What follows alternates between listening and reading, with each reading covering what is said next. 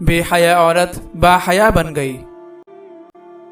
حضرت ابو امامہ رضی اللہ تعالی عنہ فرماتے ہیں کہ ایک عورت مردوں سے بے حیائی کی باتیں کیا کرتی تھی اور بہت بے باک اور بد کلام تھی۔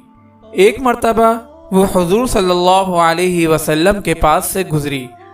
حضور صلی اللہ علیہ وسلم ایک اونچی جگہ پر بیٹھے ہوئے سرید کھا رہے تھے۔ اس پر اس عورت نے کہا کہ انہیں دیکھو، ایسے بیٹھے ہوئے ہیں جیسے غلام بیٹھتا ہے، ایسے کھا رہے ہیں جیسے غلام کھاتا ہے۔ یہ سن کر حضور صلی اللہ علیہ وسلم نے فرمایا، کون سا بندہ مجھ سے زیادہ بندگی اختیار کرنے والا ہوگا؟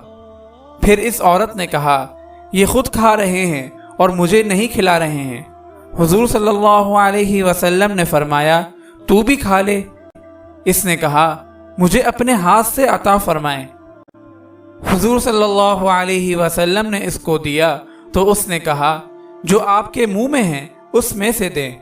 حضور صلی اللہ علیہ وسلم نے اس میں سے دیا جسے اس نے کھا لیا۔ اس کھانے کی برکت سے اس پر شرم و حیا غالب آ گئی اور اس کے بعد اپنے انتقال تک کسی سے بے حیائی کی کوئی بات نہ کی۔